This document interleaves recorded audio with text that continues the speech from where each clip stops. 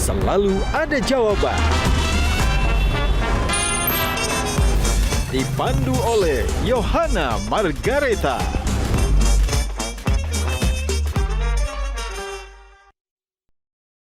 Dipersembahkan oleh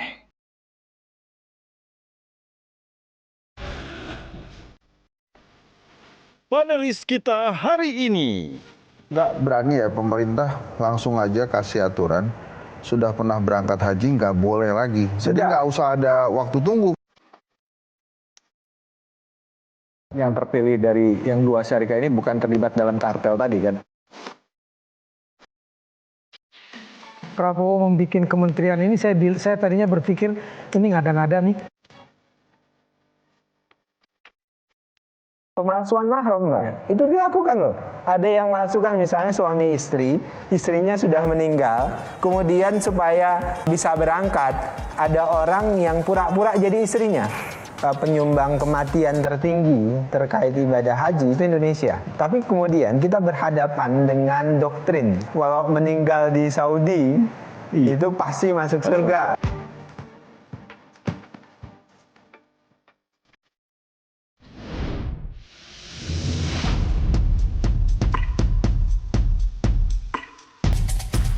Gajah Duduk dipilih karena keunggulan dalam berinovasi, sehingga melekat di hati masyarakat secara turun-temurun. Perkembangan sarung sedemikian pesatnya, hingga sekarang tidak hanya digunakan pria sebagai outfitnya, tapi juga wanita di segala suasana. Sarung Gajah Duduk menawarkan kenyamanan yang sesungguhnya. Gajah Duduk hadir di setiap momen terbaik Anda. Sesuai dengan tagline kita, sarung Gajah Duduk adalah legenda Nusantara. Sarung adalah budaya kita, sarung adalah Indonesia.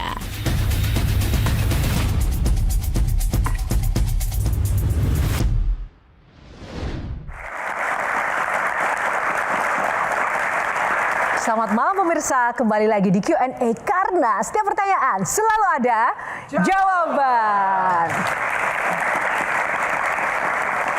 Malam ini kita akan membahas salah satu topik yang selalu menjadi perhatian jutaan masyarakat Indonesia, yakni pelayanan haji dan umroh. Mulai dari regulasi terbaru, sistem kuota, transparansi biaya, hingga kartel yang menguasai industri haji dengan keuntungan yang sangat besar. Inilah Q&A antara kuota dan kartel haji. Dan telah hadir kali ini di studio sosok yang berada di garis terdepan dalam memastikan penyelenggaraan haji dan juga umroh berjalan aman, nyaman, serta sesuai dengan standar pelayanan terbaik bagi jemaah Indonesia. Langsung saja kita sambut Wakil Menteri Haji dan Umroh Republik Indonesia, Dhanil Ansar Simanjuntak.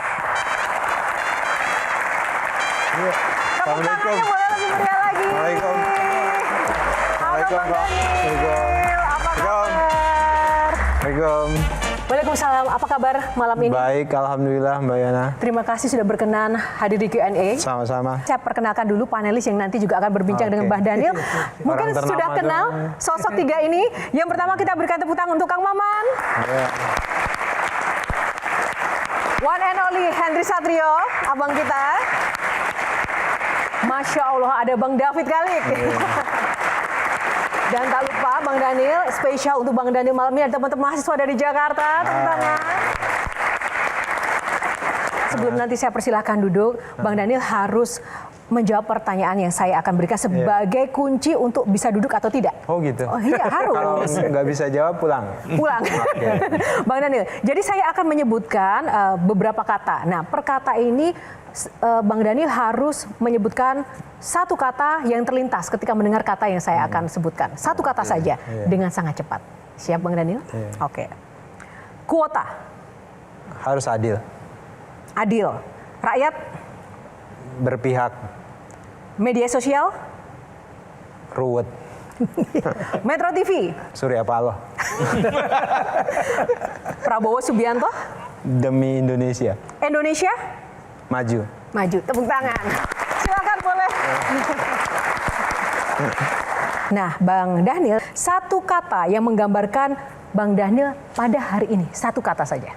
Oh, apa ya? Satu kata, apa ya? Untuk pengabdian menurut saya. Kenapa yang terlintas pengabdian? Ya bagi saya pada saat ini ngurus haji itu sesuatu yang ruwet ya, sesuatu yang ruwet. Kemudian dua-duanya ada di tepi jurang begitu, karena sekian puluh tahun ada keruwetan di situ. Kemudian tiba-tiba saya masuk di situ dengan tugas yang berat untuk pembenahan. Bahkan amanat dari presiden itu harus bersih-bersih dan segala macam. Ini ibadah yang suci buat umat Islam, maka kemudian prosesnya juga harus bersih, prosesnya juga harus suci. Dan itu tugas berat, yang sangat berat di tengah tentu ada ekspektasi yang sangat tinggi dari publik. Di sisi lain keruwetan silang sengkarut yang tidak mudah yang harus kita benahi di masa yang akan datang. Itu yang kemudian saya maknai kemudian sebagai jalan pengabdian, karena di satu sisi oleh publik kami bersiap untuk dihujat karena mungkin banyak perubahan-perubahan mendasar yang artinya ada status quo yang sangat kuat, bahkan saya sering menyebutkannya ada kartel haji yang menguasai banyak sektor-sektor perekonomian haji yang tentu ketika kehadiran Gus Irfan dan saya itu pasti mengganggu mereka ketika kita melakukan perubahan-perubahan mendasar. Menarik ya, kita perlu catat, mengganggu kehadiran Bang Daniel dan Gus Irfan, mengganggu para kartel ini. Wow, ini menarik seperti apa sih sebenarnya sebelum kita ulas lebih jauh. Tapi kita mau buka box dulu. Bang Daniel mau pilih box nomor berapa? Di belakang saya ada 9 box. Pilih salah satu untuk segmen kali ini. Nomor berapa? Nomor berapa Bang? 5. Daniel? Nomor 5. Kita buka box nomor 5. Kuota haji, di segmen kali ini kita akan membahas soal spesifik kuota haji. Langsung saja ya, kesempatan pertama Bang Hensa. Oke, ini teman saya lama nih, hebat. Jadi saya ikut bangga lah beliau memimpin kementerian ya. Dan yakin Bang Daniel bisa percaya sama teman sendiri. Kalau nggak bisa, mendingan sekarang aja selesai lah. Oh gitu ya. Cuma pertanyaan besarnya yang sering ditanyakan oleh banyak sekali umat muslim di Indonesia. Pemerintah punya kiat nggak supaya semua umat muslim Indonesia berkesempatan pergi haji?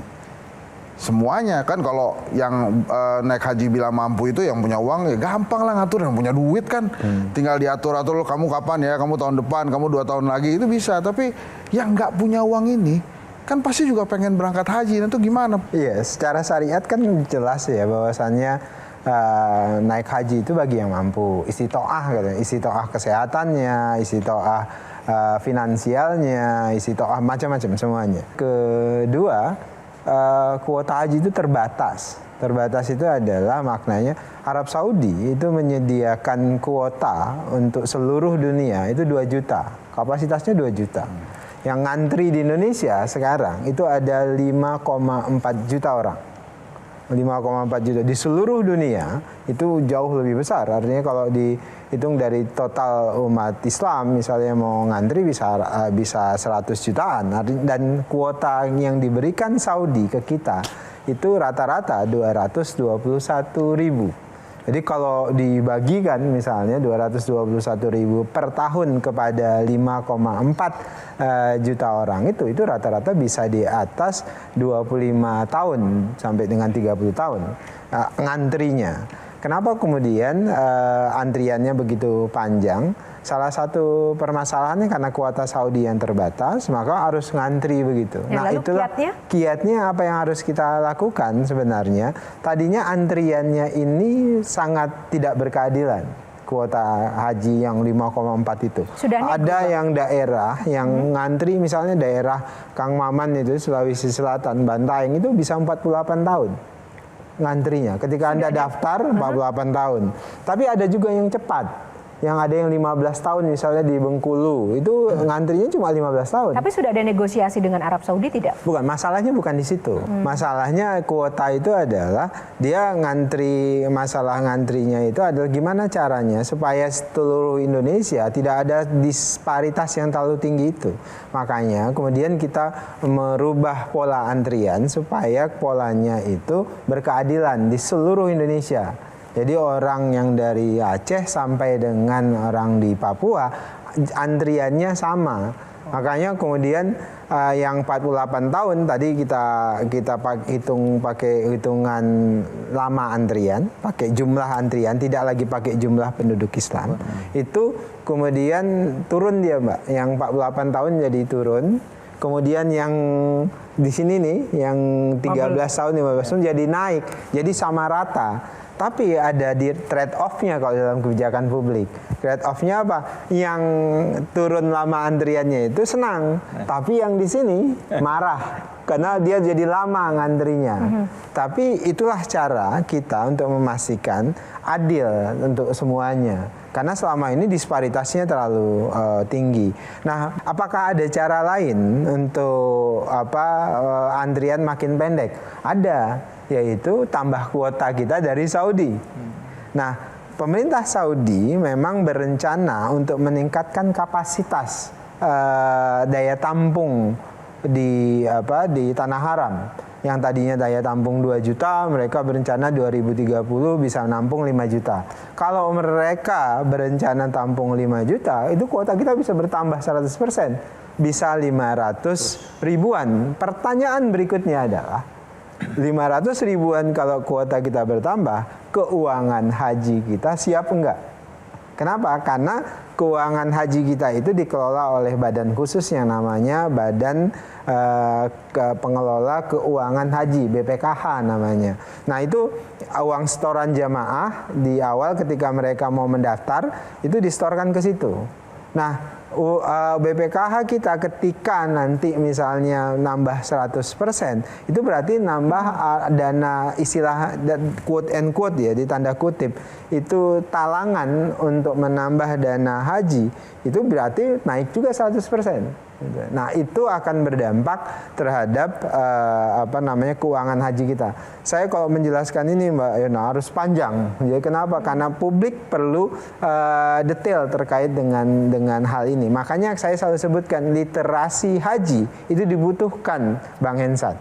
Kenapa? Karena selama ini publik yang awam dengan orang-orang yang bekerja di sektor perhajian itu pengetahuannya tidak sama. Jadi orang yang mengelola perhajian, baik itu di ekonomi hajinya, KBIH misalnya, travel dan segala macam, itu pengetahuan hajiannya lengkap, tapi publik tidak. Itulah yang tadi saya sebutkan. Kemudian karena ada gap di situ, itulah yang kemudian menyebabkan ada potensi kartel dan macam-macam. Sehingga mudah misalnya di sosial media itu diprovokasi dengan pendekatan emosional dan macam-macam. Itu nggak berani ya pemerintah langsung aja kasih aturan, sudah pernah berangkat haji nggak boleh lagi. Jadi nggak usah ada waktu tunggu, kan sekarang ada waktu tunggu, nanti setelah beberapa puluh tahun baru boleh lagi gitu. Nggak usah ada gitu. Anda sudah pergi ke haji, udah gantian sama yang lain, nggak usah lah. Masa mau masuk surga maunya sendiri aja, yang lain nggak boleh gitu kan? Bisa nggak begitu? Tegas-tegasan aja, udah haji kan, udah cukup, satu. Undang-undang baru itu kalau dia sudah naik haji, dia hanya bisa naik haji 18 tahun lagi. Lebih lama, relatif nggak mungkin. Jadi kalau 18 tahun itu relatif nggak mungkin sebenarnya orang bisa naik haji 2 kali kalau kesempatan naik haji yang kedua kali hanya boleh dilakukan 18 tahun ke depan. Karena lama antrian saja itu bisa 26 tahun pada saat ini. Jadi sebetulnya relatif nggak undang. Sorry Pak Wamen, maksud saya kan ini undang-undang baru ya. Kenapa waktu undang-undang baru tuh nggak langsung tegas saja, naik haji hanya sekali? Masalahnya adalah Anda nggak bisa membatasi kemampuan dan kemauan orang untuk beribadah. Konteksnya itu. Nah, itu bisa marah itu seluruh. Enggak, tapi kan wajibnya cuma sekali kan? Hah? Wajibnya cuma sekali kan naik haji? Wajibnya hanya sekali, itu betul. Gitu. Tapi diskursus terkait itu tidak mudah. Kasian yang kita hadapi, apalagi kalau yang kita hadapi itu adalah orang yang punya keinginan spiritual itu tinggi sekali. Makanya kita pada posisi ingin membatasi dengan cara tadi 18 tahun. Nah, 18 tahun itu sebenarnya itu yang disepakati oleh DPR dan pemerintah. Itu sudah menutup kemungkinan orang untuk bisa naik haji 2 kali. Nah, karena antrian yang 26 tahun itu. Bang Daniel, dari apa yang Anda sampaikan tadi kan sangat kompleks sekali sebenarnya persoalan yang memang harus dihadapi dan diatasi, apalagi dengan Anda sekarang berada di tanggung jawab yang besar seperti ini. Tapi bagaimana kemudian memastikan memang tidak ada permainan dari kuota haji? Makanya kuota haji sekarang kita gunakan Contohnya travel formulasi yang misalnya. terbuka. Kan gini, kuota haji itu dibagi dua nanti Mbak Yohana. Pertama kuota haji reguler, kemudian kedua kuota haji khusus. Kuota haji reguler kita sekarang itu 203.000. Sedangkan kuota haji khusus sekitar 17 ribuan. Nah, 203.000 ini dari jamaah haji reguler yang sekarang ngantri itu sudah ada rumusan cara menghitungnya. Nah, itu kita publish. Kita publish kepada seluruh rakyat Indonesia yang bisa tahu misalnya kuota dia di daerah dia itu berapa. Dengan rumusan yang sudah kita buat. Misalnya kita bahkan hitungannya itu kita buka kepada publik. Jadi publik bisa mengakses tidak lagi bisa misalnya saya wakil menteri haji mengintervensi supaya saudara saya masuk dipercepat, itu nggak bisa lagi. Kenapa? Karena publik bisa lihat kuota misalnya Sumatera Utara daerah saya itu misalnya dia 4.000 misalnya, itu bisa dilihat listnya, bisa dilihat, bisa diakses. Sekarang nggak ada lagi afirmasi dan tidak boleh lagi afirmasi baik itu gubernur, baik itu menteri dan sebagainya. Jadi insya Allah terbuka semuanya, Mbak. Itu yang reguler ya? Reguler. Duga begitu nanti dengan yang khusus. Yang khusus karena kemarin itu misalnya kasus 2024 yang sekarang disidik oleh KPK itu juga banyak, istilah kami itu ada yang T0. T0 itu kan artinya hari itu mendaftar, hari itu berangkat. Itu dia. Jadi sebenarnya kalau ada misalnya artis nih Mas David dan segala macam ngaku hari itu berangkat, hari itu bayar, kemudian hari itu berangkat, dia sudah melanggar hukum itu sebenarnya. Nggak ada itu yang haji. Banyak nggak artis yang? Banyak, ada yang kan bahkan bikin pengakuan di media kan. Saya baru daftar hari ini, kemudian hari ini juga berangkat. Kalau itu benar dilakukan dia, itu berarti melanggar hukum. Jadi publik itu sebenarnya bisa melihat. Itulah tadi saya sebutkan pentingnya literasi haji. Bisa jadi artis ini nggak tahu. Anda bayangkan ya Mbak. Ada kuota yang kemarin tuh rame-rame furoda. Itu satu tiket haji furoda, visa furoda bisa dijual 1 miliar. Iya. Itu Padahal ada modalnya cuma 80 juta. Padahal modalnya itu sangat jauh, murah sekali. Tapi 80 jutaan, tapi bisa spiritualnya tinggi kan bisa boleh dijual. Ya karena itulah, karena panggilan spiritual yang sangat tinggi. Berapapun harganya itu mereka mau bayar. Nah, makanya kemudian artis-artis kita yang sangat ingin misalnya berangkat, kemudian mereka 1 miliar 500 juta pun mereka bayar. Padahal kalau kemudian diedukasi bahwasannya tidak ada itu T0. Nah itu berarti mereka akan paham. Nah sayangnya siapa pemainnya? Ya, itu yang saya sebutkan. Ini travel bandar loh, harus diingatkan terkait dengan ini. Ketika menggunakan diksi kartel itu diprotes banyak orang, terutama kelompok agama ya, kiai apa. Kenapa? Karena konotasi haji itu kan ibadah yang baik.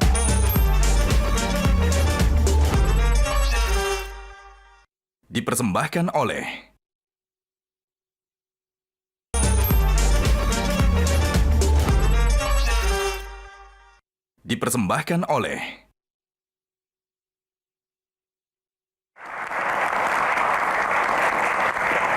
Ya, kembali di Q&A masih bersama Bang Daniel. Sebelum kita mulai, kita harus buka box lagi. Untuk segmen kali ini, Bang Daniel pilih nomor berapa? Nomor 3. Kita buka box nomor 3. Kartel haji, tepuk tangan. Teman-teman. Tadi kita bicara kuota haji dan sekarang kartel, masih ada kesinambungan ya. Tadi ada beberapa hal yang belum terjawab. Siapa sebenarnya di balik layar kartel haji ini? Tadi sempat dibilang travel dan juga mungkin ada artis-artis yang nakal tadi karena Bukan tidak ada artis yang nakal, bahkan nggak tahu. Tidak ada literasi. Langsung saja mungkin Mas David dulu. Ini karena nyebut-nyebut artis dari tadi Desi. Rasa terpanggil ya. Kayak kami artis, ya atau misalnya teman-teman artis yang lain, kita ini kan begitu dengar furodah, atau mungkin secara umum orang dengar furoda adalah akan dapat fasilitas yang oke, nyaman, karena bayarnya uangnya nggak sedikit. Ada yang 500 juta, 750, ada satu yang bisa sampai di sana.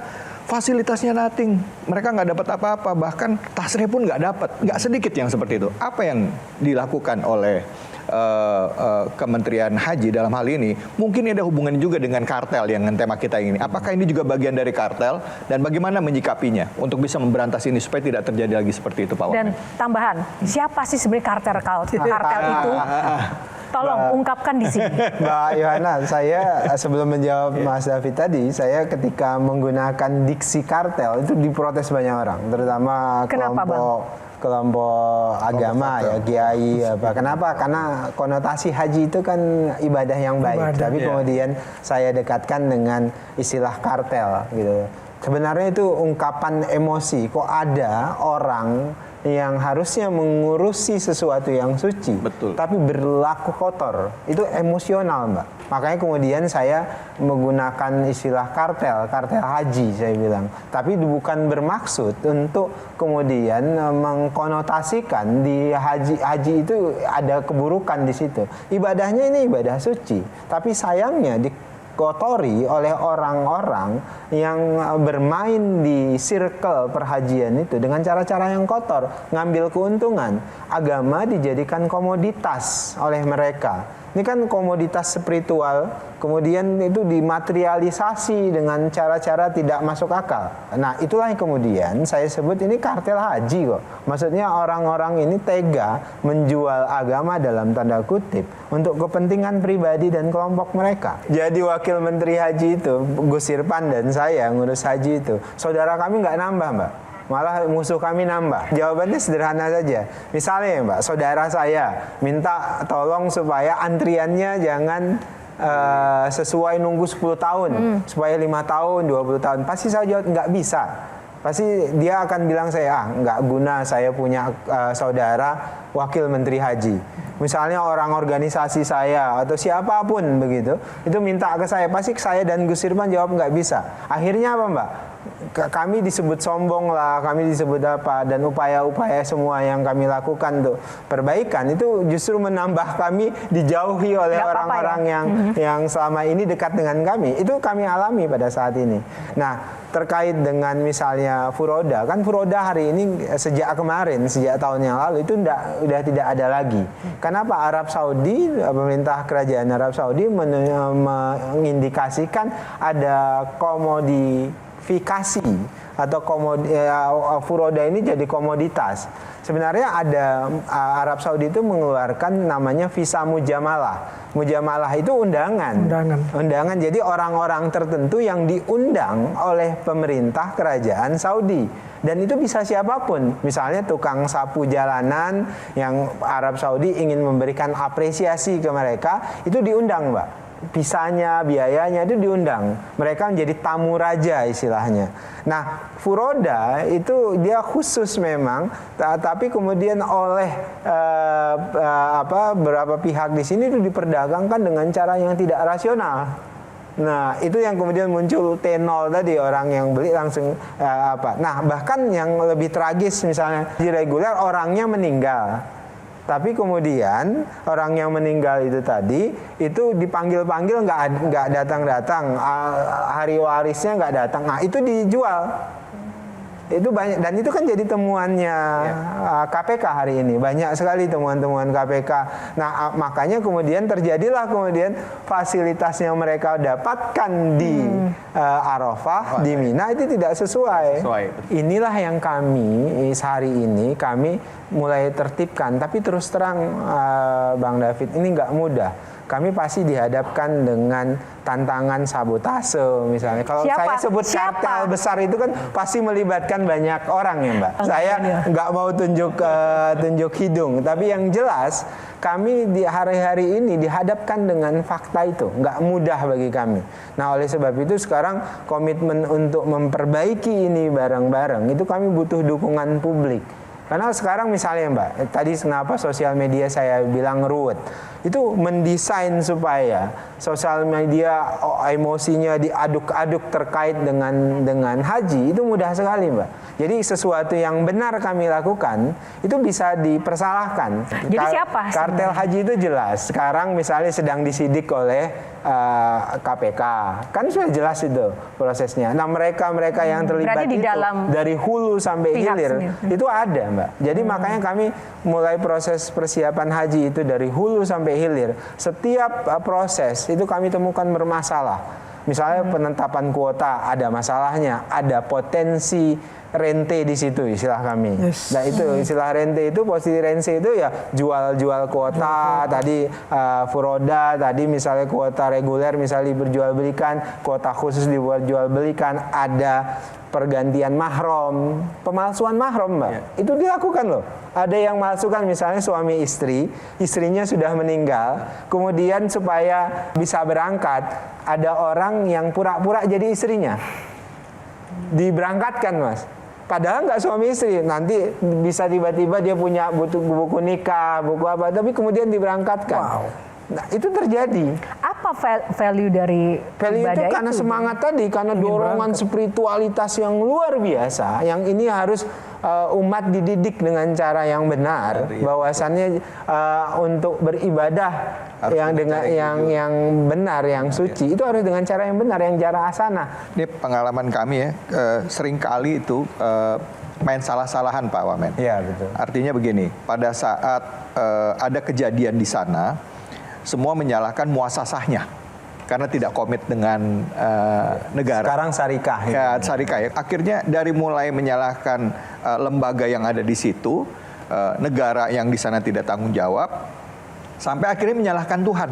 Artinya apa? Sabar ya, ini ujian dari Allah. Ujian dari Allah. Padahal sebenarnya kesalahan dari orang ini, tapi yang dibawa-bawa Tuhan. Nah, ini kayaknya artinya kan ke depan sudah harus dibenahi. Apa yang kira-kira akan dilakukan? Apa yang sudah dipersiapkan oleh Kementerian Haji? Sekarang mulai dari istilah istitoah kesehatan, Mas. Jadi istitoah kesehatan itu jadi hal yang sangat penting. Karena pemerintah Saudi Arabia itu memberikan warning yang sangat serius. Karena penyumbang kematian tertinggi terkait ibadah haji itu Indonesia. 50% kematian di Tanah Suci itu adalah dari Indonesia. Tahun lalu 467 orang meninggal di Saudi. Tapi kemudian kita berhadapan dengan doktrin. Misalnya kalau meninggal di Saudi itu pasti masuk surga gitu. Ya even kan doktrin apa yang disampaikan itu ada ajaran agama di satu sisi, tapi bukan berarti kemudian kalau kita sakit-sakitan kemudian memaksakan diri untuk berangkat di sana. Tapi kalau kematian itu datang ketika kita sakit, ketika kita ingin berangkat, itu sudah bagian takdir yang sebenarnya sejatinya begitu. Tapi bukan berarti kalau Anda sakit-sakitan kemudian misalnya sudah gagal ginjal, sudah cuci darah stadium 5 misalnya, tapi masih memaksakan untuk berangkat di sana. Kenapa? Karena berharap nanti misalnya meninggal di Saudi Arabia. Itu tidak betul kalau begitu. Makanya kemudian istitoah kesehatan kami pertegas. Misalnya gagal ginjal, stadium 5 yang sudah cuci darah tidak bisa berangkat. Diabetes akut tidak bisa berangkat. Nah, kami mulai dari situ, Mas, supaya nanti di sana akan tertib istitoah. Nah, resikonya apa? Resikonya kita berhadapan dengan fakta emosional. Saya sebutnya fakta emosional. Kenapa? Karena sudah lama ngantri, tiba-tiba nggak bisa berangkat. Nah, itulah kami membutuhkan dukungan penjelasan fikih dan syariat dari tokoh agama, bahwasanya haji itu syaratnya ada istitoah. Istitoah itu adalah istitoah kesehatan, mampu secara material, mampu dan sebagainya. Jujur aja, ketika Silakan. Prabowo membuat kementerian ini, saya tadinya berpikir ini ngada-ngada nih. Karena ngurusin satu hal kok ada kementeriannya. Tapi setelah mendengar tadi malah telat mendirikannya. Karena dari tahun 91 ketika saya berangkat haji, bisik-bisik seperti ini udah terjadi, udah terdengar. Mafia, kartel-kartel udah terdengar. Nah, yang menarik tadi kalimat begitu bicara kuota harus adil. Berat nih. Saya ingin disclaimer dulu. Jangan cuma artis dong yang ditembak. Karena yang bisa bayar 500 1 juta itu pejabat, teman saya orang TV, orang televisi aja dengan 500 juta berangkat kok. Betul. Jadi supaya adil nih, jangan cuma lihat artisnya. Contohnya Siapa yang punya duit gitu kan? Siapa yang punya duit 500 1 miliar bisa berangkat. Kita mengalami musibah Sumatera Utara, Aceh, Sumatera Barat. Akan banyak calon jemaah haji kita yang mungkin juga wafat. Kuota dia akan diambil oleh siapa? Kemarin kan ada kebocoran 5 triliun. Apakah itu memang benar cuma 5 triliun atau sebenarnya lebih daripada itu? Itu jadi perdebatan saya dengan DPR. Pertanyaannya lebih berat dari gue. Iya, lebih berat ini.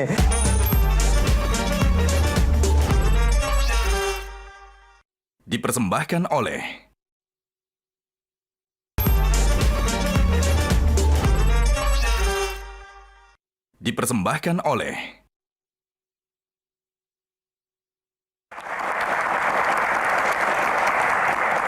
Masih kembali di Q&A tadi, pertanyaan yang sangat menarik dan sangat mendasar dari Kang Maman. Bagaimana dengan kuota saudara-saudara kita yang mungkin wafat ketika dalam musibah di Sumatera, itu kuotanya akan dipakai oleh siapa? Ya, aturan undang-undangnya jelas. Misalnya kalau yang wafat itu orang tua, misalnya ibu, bapak, maka kuotanya mereka bisa digantikan oleh anaknya. Kalau masih ada. Bagaimana memastikan bahwa kuota-kuota itu tidak kemudian diambil oleh kartel-kartel? Oh, nggak boleh, kan ada transparan nih sekarang Mbak datanya. Nanti makanya ketika misalnya wafat ya ibu bapak misalnya, itu nanti petugas kami di Kementerian Haji di daerah itu akan cek ahli warisnya. Ahli warisnya itu yang nanti akan berangkat kalau terkait dengan itu. Jadi kalau kemudian tidak punya pasti punya ahli waris ya. Kalau tidak punya ahli waris maka ya urutan berikutnya. Jadi sesuai dengan urutannya. Itu kalau yang terkait dengan yang mengalami bencana. Sekarang ini kami terkait dengan Aceh, Sumatera Utara, terkait dengan Sumbar, itu ada kebijakan khusus. Misalnya sekarang ada rekrutmen petugas haji di daerah tersebut. Nah, proses seleksinya kami tunda sementara sampai kemudian ada recovery yang memungkinkan untuk proses seleksi. Pun ternyata kan sekarang ada proses pelunasan, Mbak. Ternyata teman-teman kami yang di saudara-saudara kami yang di Aceh, Sumatera Utara dan Sumatera Barat tingkat pelunasannya tinggi juga. Gitu. Nah, ini uniknya orang Indonesia dalam beragama ya. Jadi antusiasmenya itu tinggi. Dalam kondisi bencana saja, data kami menunjukkan Aceh, kemudian Sumatera Utara dan Sumatera Barat walaupun ada perlambatan, tapi kemudian antusiasme untuk mendaftar, untuk cek kesehatan itu tetap tinggi. Mungkin nggak Mas? Karena ada yang lebih penting dari berangkat haji, dia minta kembali uangnya untuk kehidupan sehari-hari mereka. Bisa. Jadi itu sangat memungkinkan. Jadi kalau kemudian memutuskan untuk tidak naik haji atau menunda, itu bisa. Kalau ada dua pilihan, memutuskan mundur atau memutuskan menunda. Ya. Dia menundanya itu bisa tahun depan, bisa tahun depan lagi sesuai dengan kemampuannya. Jadi dia bisa menunda itu namanya kalau dia belum lunas dia menunda saja dulu. Nanti bisa berangkat tahun berikutnya dan seterusnya. Nah, terkait dengan tadi Kang Maman kenapa artis misalnya. Sebenarnya kenapa saya berikan contoh artis karena yang flexing, yang menunjukkan ini saya bisa berangkat, pas berangkat bayar itu artis banyak kan. Yang naif justru Iya, artis. karena itu tadi PR-nya sekarang Mas David itu literasi, edukasi. Karena teman-teman artis kita itu perlu diliterasi terkait dengan regulasi dan sebagainya. Kalau tadi yang Kang Maman bilang pejabat, kemudian orang yang punya uang segala macam, itu dia biasa silent, diam aja gitu loh. Tapi berangkat terus. Nah, ini yang harus juga kemudian kita tahun ini kami akan tegakkan itu dengan sebenar-benarnya, tidak ada lagi T0 itu.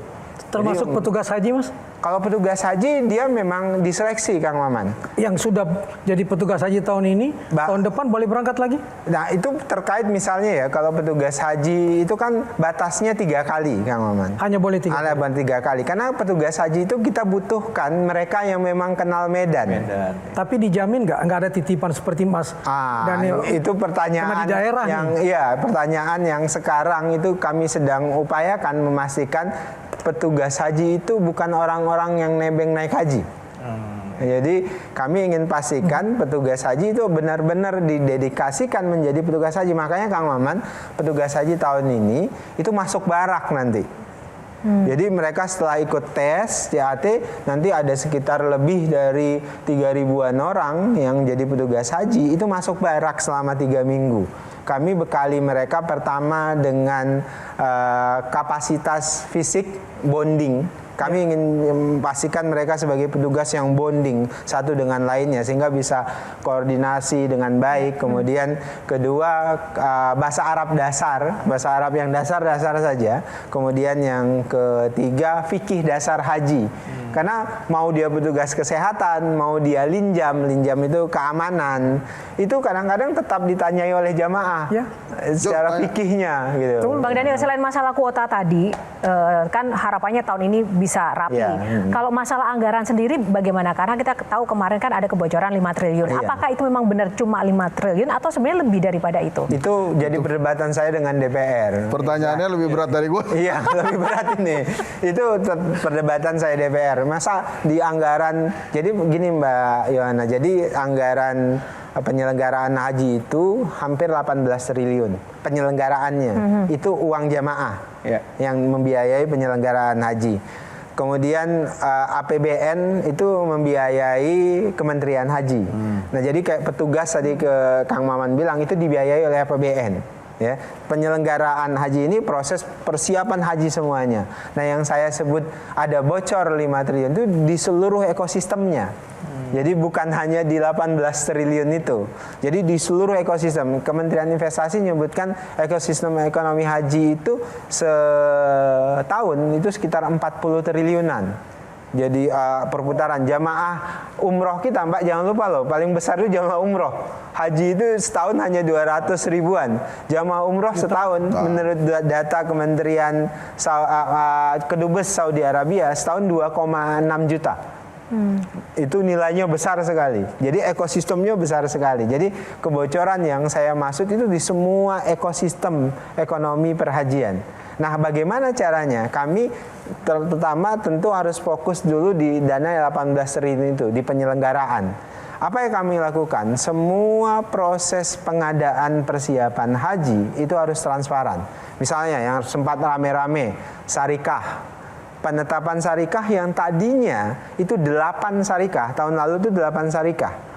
Tapi kemudian ada kesemerautan yang semua menilai karena 8 syarikah ini ya saling menegasikan misalnya sekarang berdasarkan diskusi kami dengan pemerintah kerajaan Saudi Arabia, mereka menyampaikan tidak boleh lagi 8 syarikah karena bikin keruwetan. Mereka hanya mensyaratkan maksimal syarikah itu 2. Akhirnya kami bidding, kami lelang hanya 2 syarikah. Apa yang terjadi, Mbak Yohana? Dihajar. Dihajar kami habis-habisan. Malah dituduhlah Menteri Haji ini melakukan monopoli, menerima macam-macam. Wakil Menteri Hajinya mengatur proyek syarikah. Mbak Yohana tahu nggak berapa nilai penunjukan yang dikerjakan syarikah nanti untuk melayankan jamaah? Itu sekitar 2,7 triliun. Itu biaya yang sangat besar. Potensi korupsinya ada. Potensi cashbacknya ada. Dan ini sampai saya Gus Irfan waktu itu saya dengan Gus Irfan sangkin apanya kami tuduhan itu banyak sekali. Siapa yang menuduh? Nah, sekali lagi itu orang yang dirugikan itu yang anggota-anggota kartel yang sudah menikmati selama ini, Mbak. Tahap berikutnya. Dan di syarikat dijamin Dhanil 0. Nggak ada korup sama sekali. Nggak ada korup sama sekali. Bersumpah nih? Bersumpah. Oke. Ya. Bahkan saya bilang kita bermubahalah, saya bilang. Mubahalah itu dalam tradisi Islam itu saling bersumpah. Iya. Pak Wamen, tapi yang terpilih dari yang 2 syarikat ini bukan terlibat dalam kartel tadi kan? Pastikan. Saya nggak berani jawab. Iya, itu. makanya. Jadi karena ini kan besar sekali. Iya. Ibu itu asal nonton TV, nelpon saya, Daniel udahlah berhenti berpolitik, nggak usah ikutan politik segala macam. Coba saya jawab, Ibu nggak apa-apa, saya bela orang yang benar kok.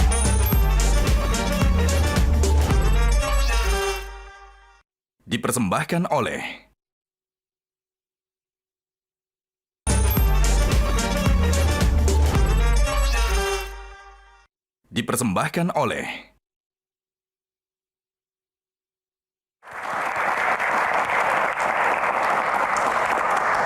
Ya, kembali di Q&A langsung saja Bang Daniel. Saya penasaran, Bang Daniel dengan menghadapi segala macam tantangan, konsekuensi tanggung jawab pekerjaan yang luar biasa, dan juga musuh yang bertambah, pernah merasa takut nggak?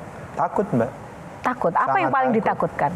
Saya sangat takut itu, saya kepleset ya. Maksud saya kepleset itu, saya bareng dengan istri itu ketika disampaikan oleh Pak Prabowo ngurus haji, itu takut sekali. Gitu. Takutnya karena di satu sisi ini ibadah umat Islam, puncak dari ibadah, tapi memang ada praktek yang tidak bersesuaian dengan Islam itu sendiri dalam proses pengelolaannya. Dan saya dengan istri itu kami selalu bersepakat, ya udah kita benar-benar ngurusin betul saja pasti disalahkan, banyak kesalahan karena saya dan Gus Irfan pasti berhadapan dengan status quo yang kuat. Saya melihat biasanya selain istri ya, seorang tokoh itu dekat dengan orang tua. Dan saya melihat beliau ini kedekatannya dengan sang ayah. Iya, jadi itu luar biasa loh, Pak. Bapak saya itu Alzheimer sekarang. Jadi hampir 5 tahun setelah almarhumah ibu saya meninggal, bapak saya down, Alzheimer total. Jadi ibu saya meninggal 5 tahun yang lalu, 6 tahun lalu pasca pemilu 2019. Nah, ibu itu orang Tamiang yang sekarang Aceh Tamiang. Ibu saya itu orang asli Tamiang. Kemudian bapak saya itu orang Barus, orang Tapanuli Tengah. Nah, dua-duanya itu tertimpa musibah bencana pada hari ini. Dan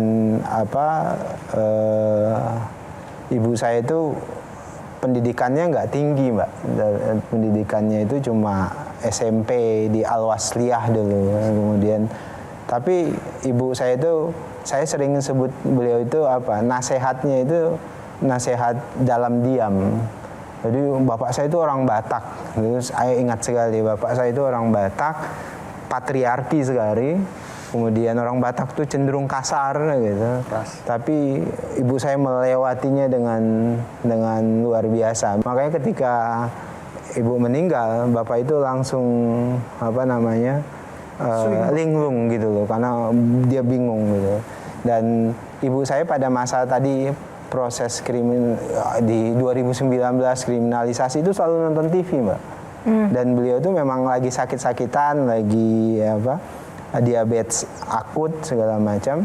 Jadi kalau nonton TV itu saya dipanggil polisi, saya dipanggil ini, kok anak saya yang dulu itu memperjuangkan anti korupsi segala macam, tiba-tiba itu kok dituduh macam-macam segala macam. Jadi ibu saya sampai bilang, karena basic saya ini dosen, Mbak. Okay. Saya dosen, aktivis, kemudian ASN waktu itu, kemudian masuk politik bersama dengan Pak Prabowo. Tiba-tiba saya itu kejadiannya. Ibu itu asal nonton TV, nelpon saya, Daniel udahlah berhenti berpolitik, nggak usah ikutan politik segala macam. Coba saya jawab, Ibu nggak apa-apa, saya bela orang yang benar kok. Saya ingat sekali kami kalah Pilpres 2019, besoknya ibu saya wafat, Pak. Jadi saya ingat sekali waktu itu Ramadan pertama di 2019 ibu wafat. Jadi bagi saya Pilpres 2019 itu keras sekali. Kemudian ketika ingat Pilpres 2019, ingatnya ibu. Sosok ibu cuma melihat anaknya dikriminalisasi, kalah pula, sehari setelah itu wafat, dan tidak melihat anaknya duduk sebagai wakil menteri sekarang. Kalau dia ada hari ini, apa yang mau disampaikan buat ibu? Jadi ibu saya itu jarang kasih nasihat, nggak ada kan nasihat kan. Ibu saya itu pengen anaknya ya bener aja gitu. Pokoknya bener, kerja buat kepentingan orang banyak gitu. Tapi sebenarnya nggak sevisioner itu pikiran beliau. Sederhana saja, kamu jadi orang bener, kata jadi orang baik gitu. Nggak ngerugiin orang. Pak Wamen mau nyampaikan kalau ibu masih ada, apa kira-kira yang ingin Pak Wamen sampaikan ke ibu? Saya pengen Apa yang pengen pasang kaki palsu mama saya. Dulu itu yang ingin saya, itu yang nggak sempat saya lakukan. Karena mama diabetes, kemudian kakinya diamputasi. Waktu itu saya janji ke mama saya, setelah ini kita pasang kaki palsu. Banyak kok temen Anin, saya manggil mama itu biasanya panggil saya Anin, panggilan kecil saya itu Anin. Anin nanti pasang kaki palsu mama gitu, supaya mama bisa jalan lagi gitu. Nah itu yang nggak kesampaian Mbak, jadi sampai sekarang. Jadi kalau boleh ada penyesalan ya mungkin bagian itu. Karena waktu kita sudah habis, tapi sebelumnya saya ingin 3 panelis untuk menyampaikan harapan untuk Pak Wamen kita. Silakan mungkin dari Bang David dulu. Baik, harapan kami adalah pertama, tolong biaya haji lebih murah.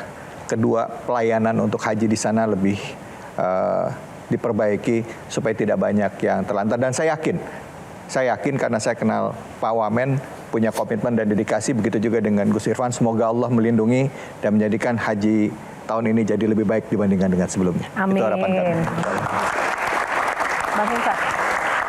Yang paling penting jangan sampai menterinya merasa tersaingi oleh aktivitas Anda. Jadi kalau merasa tersaingi nanti kan, waduh, ini kan jadi rahasia umum bahwa ada seperti persaingan antara menteri dan wakil menteri ini. Mudah-mudahan itu tidak terjadi sehingga pelaksanaan haji di Indonesia makin baik. Amin. Amin. Terima kasih Bang Vincent.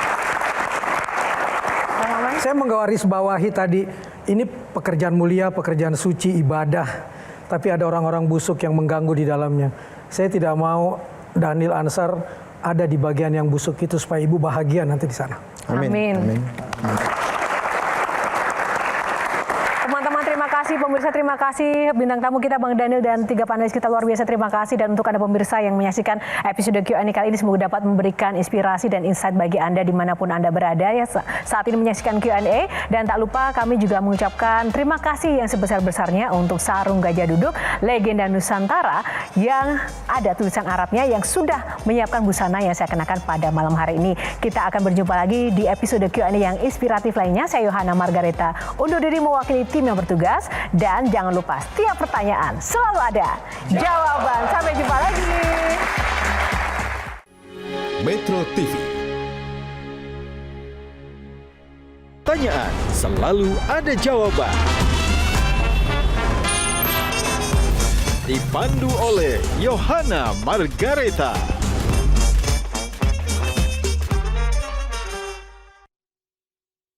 Dipersembahkan oleh